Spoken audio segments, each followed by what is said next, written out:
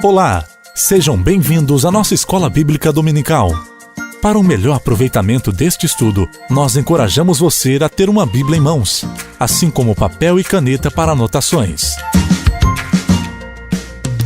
Agora junte-se a nós com o pastor Alexander Maia, ensinando a Palavra de Deus. Olá amigos, irmãos e irmãs, graça e paz a todos. Sejam bem-vindos à nossa Escola Bíblica. Nestas últimas semanas, nós estamos tentando desvendar os mistérios do livro do Apocalipse, escrito provavelmente pelo apóstolo João no final do primeiro século da era cristã. Esse era um tempo de grande perseguição aos cristãos, que depois de conhecer a Jesus como seu Senhor e Salvador, simplesmente não conseguiam obedecer às ordens das autoridades e adorar o imperador romano, que julgava ser ele o próprio Deus. Essa recusa era vista como um gesto de insubmissão ao Império Romano, que dominava o mundo conhecido à época e trouxe muitos problemas e perigos aos cristãos, fiéis seguidores do Evangelho da Graça de Deus. Eles tinham seus bens confiscados, eram presos e torturados injustamente e muitas vezes eram mortos, mas não renunciavam à sua fé. Esses cristãos precisavam de consolo e fortalecimento. Por isso, Jesus deu as visões que temos estudado a João, que foi também incumbido de escrever cada uma delas para que os filhos de Deus soubessem que a luta não era fácil, mas a recompensa valia a pena. Satanás e os seus seguidores se levantavam todos os dias contra Deus e os seus servos, mas a guerra já havia sido vencida pelo Cordeiro e no tempo certo Deus haveria de derramar a sua ira contra todos aqueles que se opuseram a ele e ao seu plano de redenção. Na semana anterior, vimos que o mundo não está entregue a Satanás e seus seguidores humanos. O mundo segue no curso determinado por Deus, que está no controle de tudo. E João retrata o juízo final de Deus sobre os opressores do seu povo.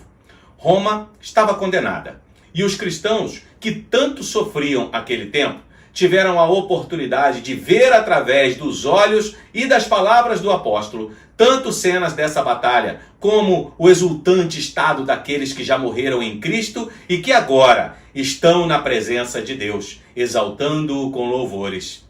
Este retrato tem sido para todo o povo de Deus, a partir dos contemporâneos de João até os nossos dias, motivo de consolação e encorajamento.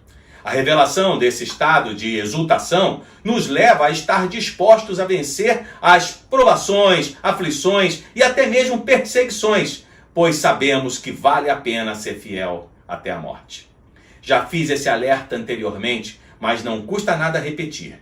Devemos fugir da tentação de tentar entrelaçar as cenas e os assuntos trazidos pelo escritor neste livro com um programa qualquer escatológico da minha preferência, identificando fatos e pessoas como sinais dos últimos eventos da história do mundo e o destino final do gênero humano.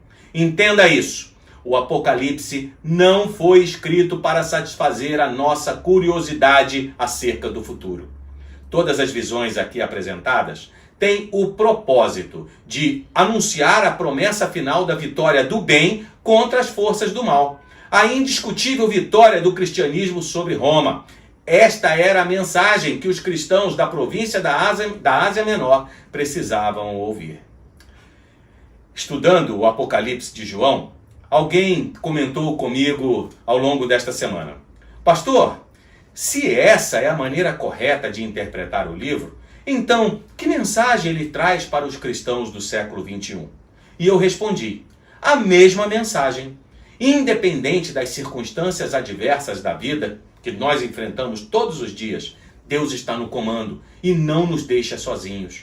Vale a pena confiar em sua direção e manter os olhos firmes na eternidade que nos aguarda.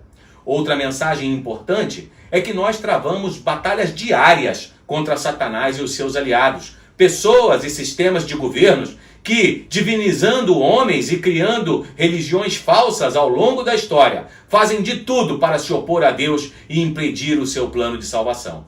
Mas toda vez que isso acontece, Deus derrama sobre ele as taças da sua ira e os destrói. Hoje, nós continuaremos a ver o derramamento do conteúdo da 7ª taça, o julgamento de Deus sobre Roma, a grande inimiga de Cristo e perseguidora do seu povo. João viu um terremoto e gigantescas pedras caídas do céu para esmagar Roma. E neste momento, um dos 7 anjos o convidou a subir a um outro ponto de observação para presenciar de lá, em detalhes, o que ele acabara de ver na rápida destruição da cidade. João foi levado em espírito a um deserto, onde viu uma mulher montada em uma besta de cor vermelha. Vamos lá? Abra sua Bíblia, Apocalipse capítulo 17, verso 1.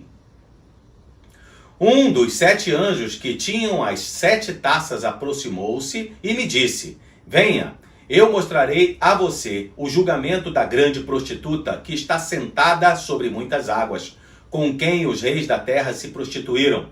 Os habitantes da terra se embriagaram com o vinho da sua prostituição. Então o anjo me levou no espírito para um deserto. Ali vi uma mulher montada numa besta vermelha que estava coberta de nomes blasfemos e que tinha 7 cabeças e 10 chifres. A mulher estava vestida de púrpura e vermelho e adornada de ouro, pedras preciosas e pérolas. Segurava um cálice de ouro cheio de coisas repugnantes e da impureza de sua prostituição. Em sua testa havia a inscrição: Mistério, Babilônia, a grande mãe, a mãe das prostitutas e das práticas repugnantes da terra. Vi que a mulher estava embriagada com o sangue dos santos, o sangue das testemunhas de Jesus. Quando a vi, fiquei muito admirado.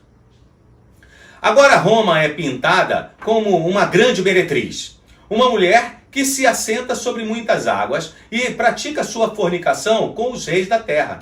As águas sobre as quais ela se assenta representam as muitas nações subjugadas por ela e que, tendo estendido o seu domínio político e militar sobre grande parte do mundo, coagia as pessoas a segui-la em sua blasfêmia. Adorar o imperador como se fosse Deus, sem falar em todas as formas de degradação moral levada também a eles. Ela, Roma, está assentada sobre uma besta de cor vermelha, cheia de nomes blasfemos, e tem 7 cabeças e 10 chifres. Claramente a mesma besta já apresentada nos capítulos 12 e 13. A cor vermelha era própria dos reis.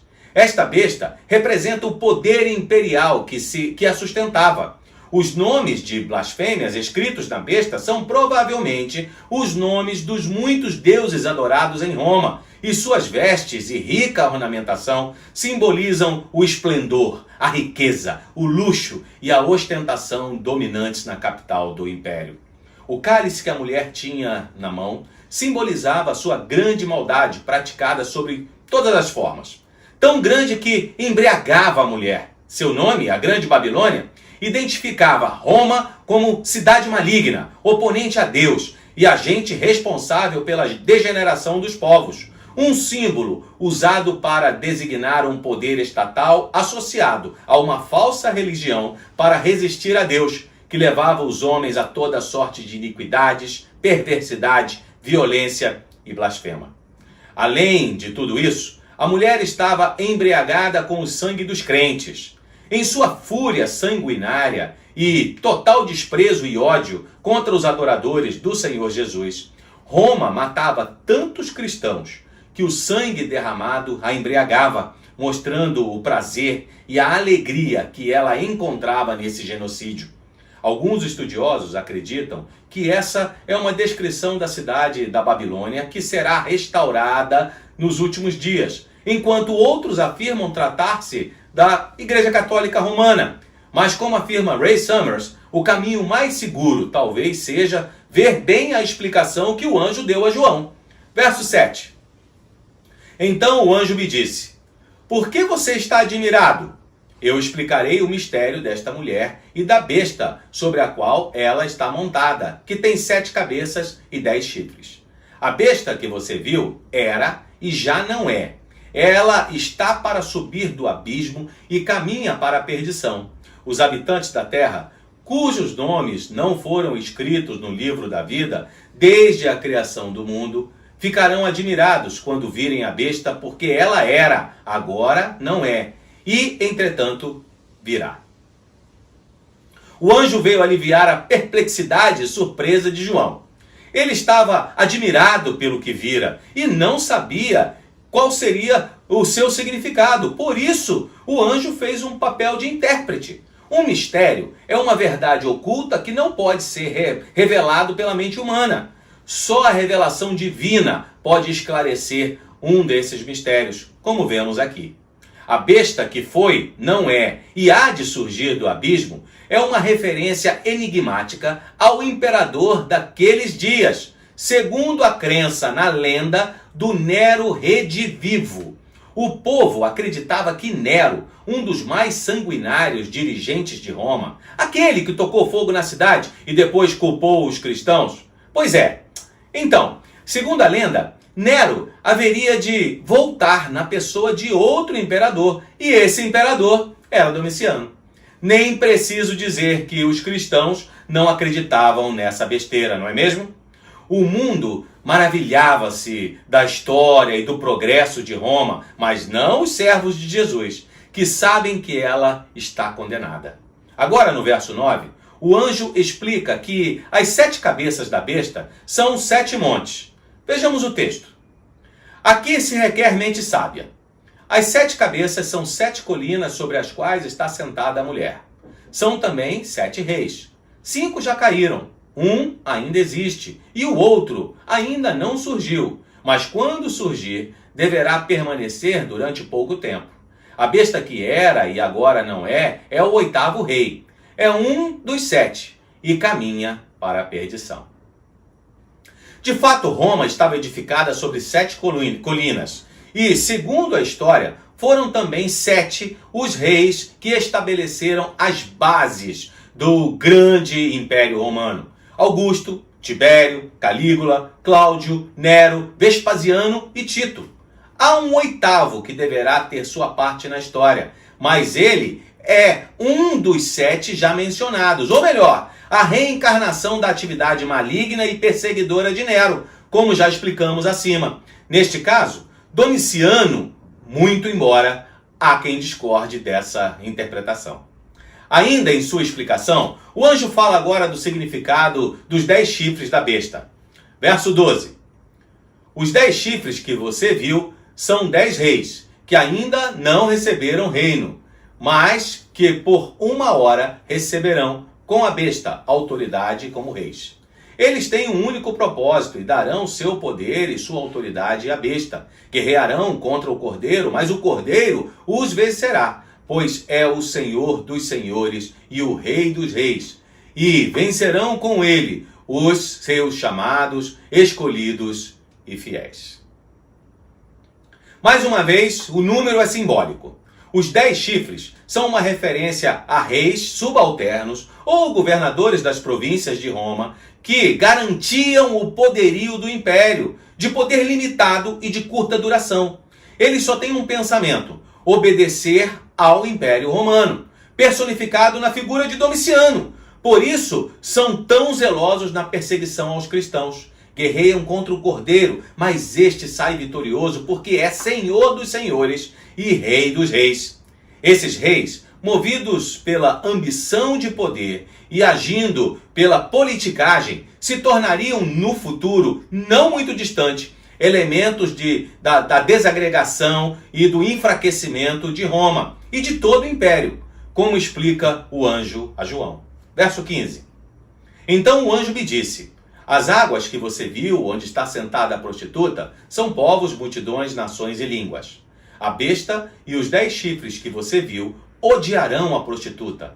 Eles a levarão à ruína e a deixarão nua. Comerão a sua carne e a destruirão com fogo, pois Deus pôs no coração deles o desejo de realizar o propósito que ele tem, levando-os a concordar em dar à besta o poder que eles têm para reinar, até que se cumpram as palavras de Deus.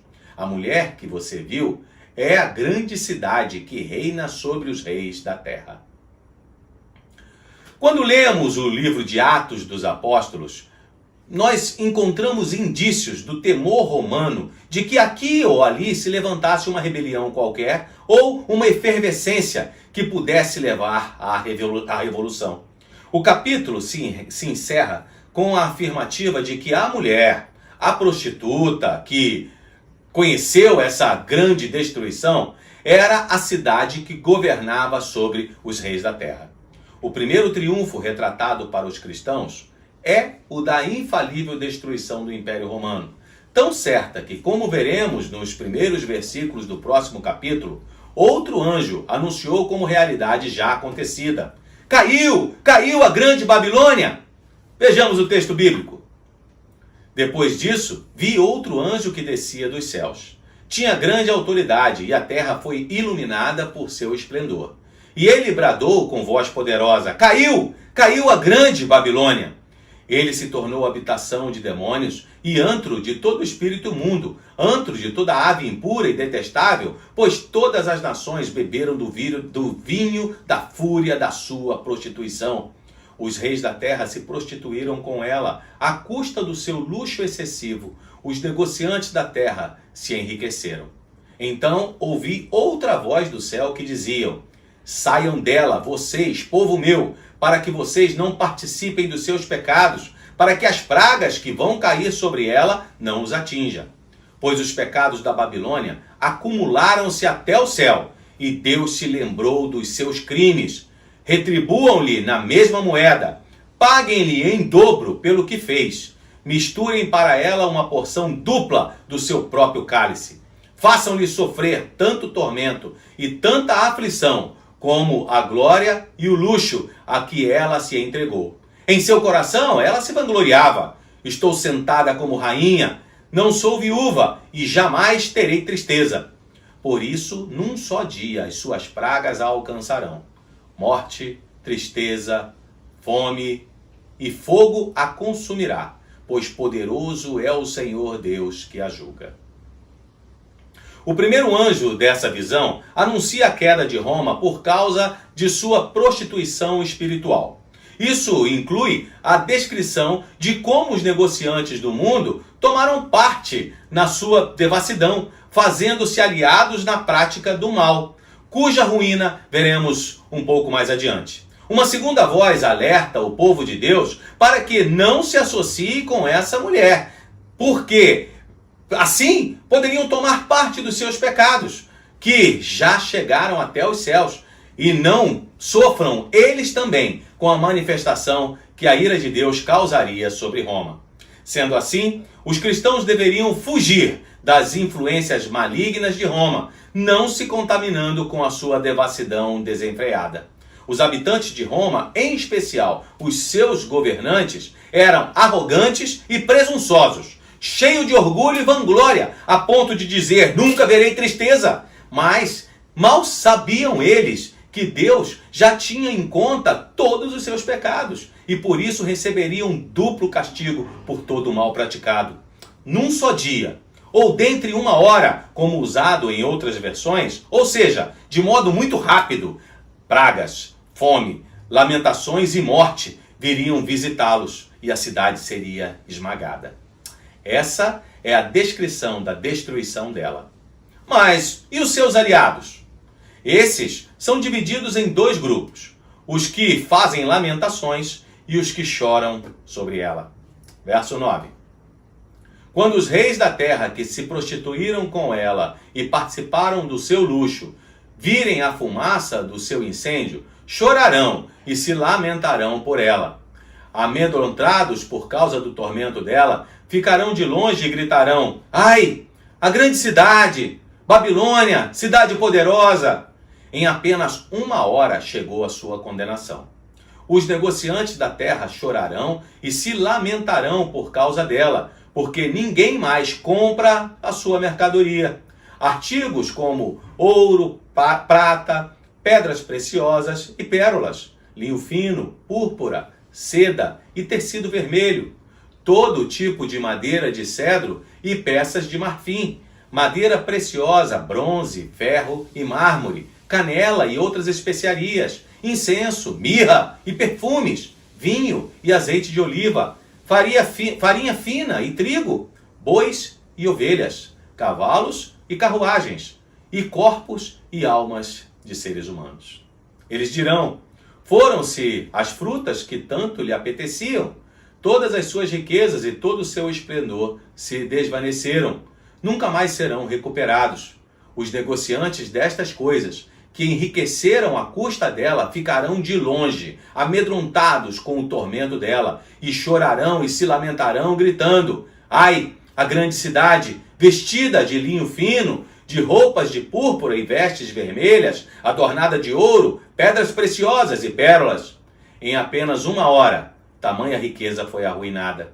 Todos os pilotos, todos os passageiros e marinheiros dos navios, e todos os que ganham a vida do mar ficarão de longe. Ao verem a fumaça do incêndio dela, exclamarão: que outra cidade jamais se igualou a essa grande cidade? Lançarão pó sobre a cabeça, e lamentando-se e chorando gritarão: ai, a grande cidade! Graças à sua riqueza, nela prosperaram todos os que tinham navios no mar. Em apenas 1 hora, ela ficou em ruínas.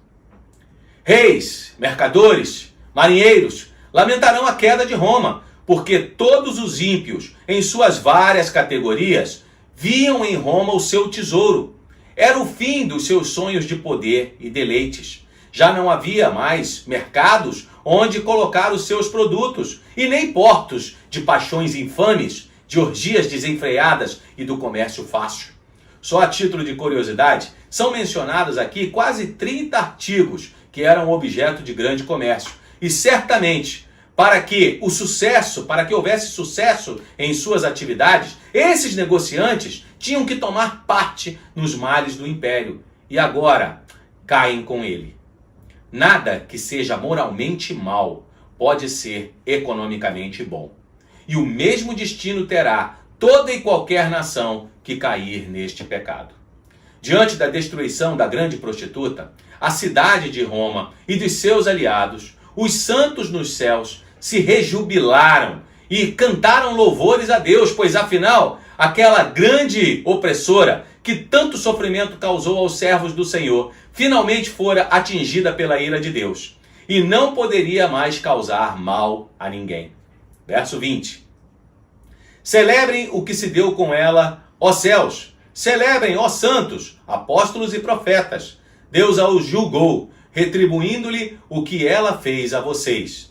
Então um anjo poderoso levantou uma pedra do tamanho de uma grande pedra de moinho, lançou-a ao mar e disse: com igual violência será lançada por terra a grande cidade de Babilônia, para nunca mais ser encontrada. Nunca mais se ouvirá em seu meio o som dos arpistas, dos músicos, dos flautistas e dos tocadores de trombeta.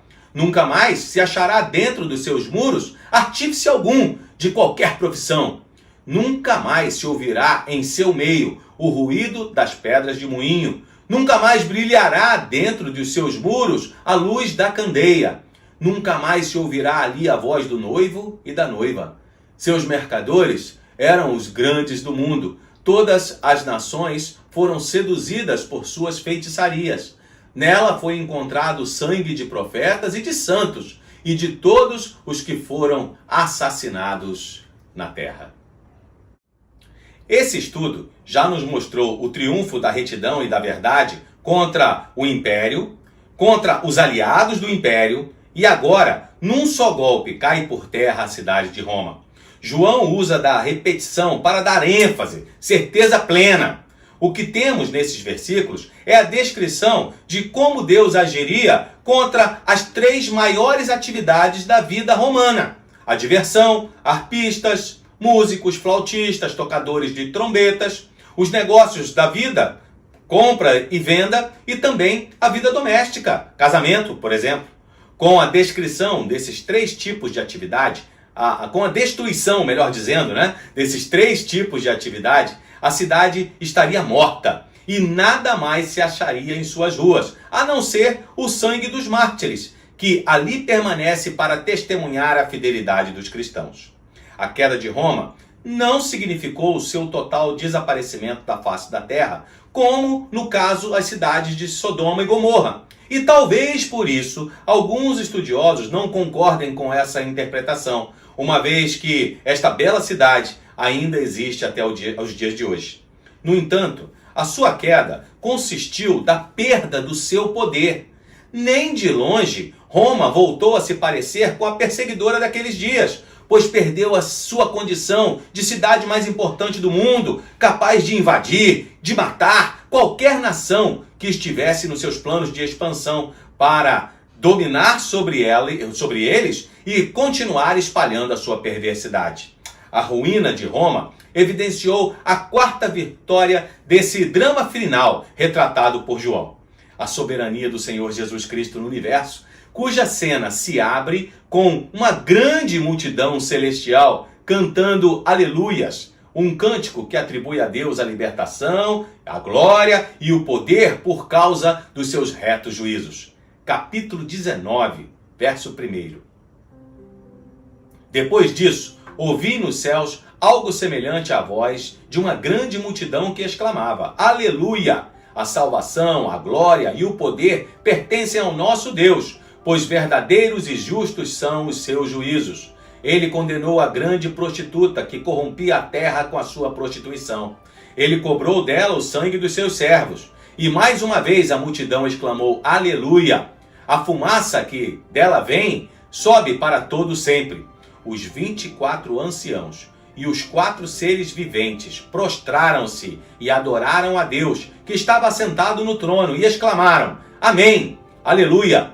Então veio do trono uma voz conclamando: Louvem o nosso Deus todos vocês, seus servos, vocês que o temem, tanto pequenos como grandes. Então ouvi algo semelhante ao som de uma grande multidão, como o estrondo de muitas águas e fortes trovões, que bradava: Aleluia! Pois reina o Senhor, o nosso Deus, o Todo-Poderoso. Regozijemo-nos, vamos alegrar-nos e dar-lhe glória. Pois chegou a hora do casamento do Cordeiro e a sua noiva já se aprontou. Para vestir-se, foi-lhe dado linho fino, brilhante e puro. O linho fino são os atos justos dos santos. E o anjo me disse: Escreva: Felizes os convidados para o banquete do casamento do Cordeiro. E acrescentou: Estas são as palavras verdadeiras de Deus. Então caí aos seus pés para adorá-lo, mas ele me disse: Não faça isso. Sou servo como você e como os seus irmãos que se mantêm fiéis ao testemunho de Jesus. Adore a Deus. O testemunho de Jesus é o espírito da profecia. Roma foi tragada com ímpeto pela justiça de Deus, mas não é por isso a alegria dos remidos. Os santos não estão exultantes porque o mal sobreveio à cidade e às pessoas, mas sim porque a verdade e a retidão triunfaram sobre esse mal. E este mal nunca mais na história haveria de ser restaurado. E por isso eles dizem, é justamente por isso que eles dizem que a fumaça dela sobe para todo sempre. Depois do louvor entoado pela multidão dos remidos, João ouviu uma voz conclamando os servos de Deus a louvarem ao seu Deus. E outra voz, como de muitas águas, de uma grande multidão que em conjunto proclamava em resposta que o Senhor já reina e que todos devem se alegrar por causa da chegada das bodas do Cordeiro. Não seria imediatamente, pois o tempo para a completa união ainda não chegou, mas o casamento está preparado. A noiva é a igreja e já está pronta para a cerimônia, vestindo linho fino puro e resplandecente para esta ocasião, símbolo das obras de justiça realizadas pelos crentes. O esposo é o cordeiro que preparou um lugar para sua esposa. Talvez para amenizar um pouco o que poderia ser algum desapontamento, um dos mensageiros ordenara a João que escreva: Felizes os convidados para o banquete do casamento do Cordeiro. Todos os remidos estarão lá, mas ainda não chegou a hora. João quis reverenciá-lo. Alguns até afirmam que ele fez isso pensando se tratar do próprio Jesus, mas na verdade isso não importa. O que importa é que o anjo o impediu, ficando este testemunho gravado no céu contra toda forma de culto que não seja direcionada a Deus, a seu Filho Jesus ou ao seu Espírito Santo. O final do verso 10 tanto pode ser um pronunciamento do anjo como uma interpretação do apóstolo João. E o seu conteúdo nos ensina que a essência, a virtude ou que o espírito da profecia é o testemunho que os crentes dão de Jesus como seus servos. Essa verdade joga por terra a pretensão de alguns grupos ditos evangélicos que alegam ter o dom de profecia, mas que na verdade não passam de meras tentativas de adivinhações. Por hoje, iremos ficar por aqui. Na próxima semana, abordaremos a visão da consumação dessa profecia com o aparecimento do grande vencedor, Jesus Cristo, e as narrativas de suas vitórias contra as bestas e os seus aliados e contra o próprio Satanás. Você não vai perder, não é mesmo? Que as bênçãos do nosso Deus sejam sobre você e toda a sua família ao longo desta semana. Mais uma vez, muito obrigado por sua companhia. Até a próxima!